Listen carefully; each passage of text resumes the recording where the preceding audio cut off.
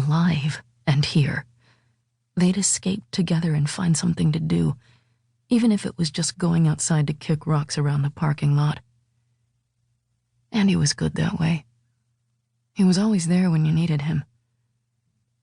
Except for now. Khai's big brother sat beside him, but he knew Guan wouldn't want to leave early. Funerals existed for people like Guan. He needed the closure or whatever it was people got from them. With his intimidating build and the new tattoos on his neck and arms, Guan looked like one badass motherfucker, but his eyes were rimmed red. From time to time, he discreetly brushed the moisture from his cheeks. Just like always, Khai wished he could be more like his brother. A metal bowl rang, and the chanting stopped. Relief was instant and dizzying, like an enormous pressure had suddenly dissolved.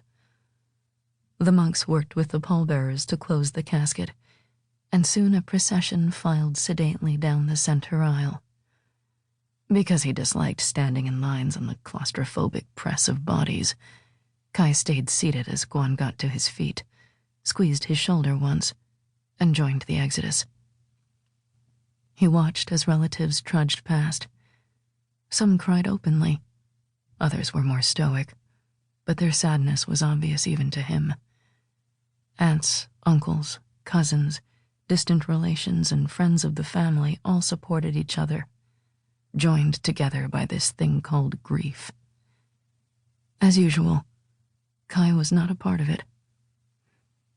A group of older women that consisted of his mom, Yi Mai, and two of his other aunts brought up the end of the line because of a near-fainting spell, sticking close in adulthood just like everyone said they had as young girls. If it weren't for the fact that they all wore black, they could have been attending a wedding. Diamonds and jade hung from their ears, throats, and fingers, and he could smell their makeup and perfume through the haze of the incense. As they passed his row, he stood and straightened the hand-me-down suit coat from Guan. He had a lot of growing up to do if he was ever going to fill this thing out. And pull-ups. Thousands of pull-ups. He'd start those tonight. When he looked up, he discovered the ladies had all paused next to him. Yimai reached a hand toward his cheek but stopped before touching him. She searched his face with solemn eyes.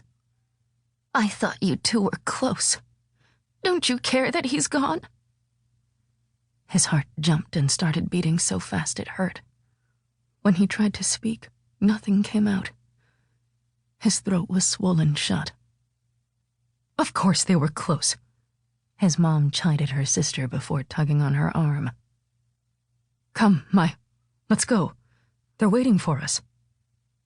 With his feet frozen to the floor, he watched as they disappeared through the doorway.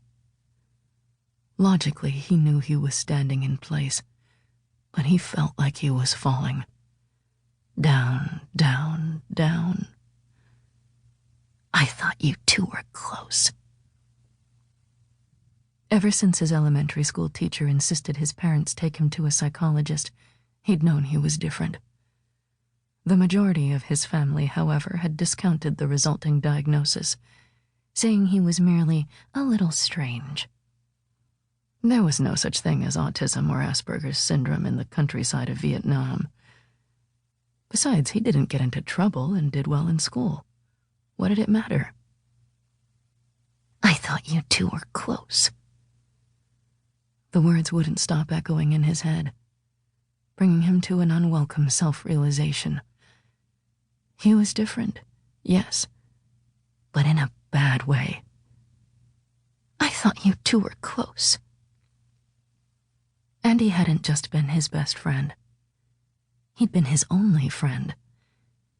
Andy was as close got for Khai. If he couldn't grieve for Andy, that meant he couldn't grieve at all.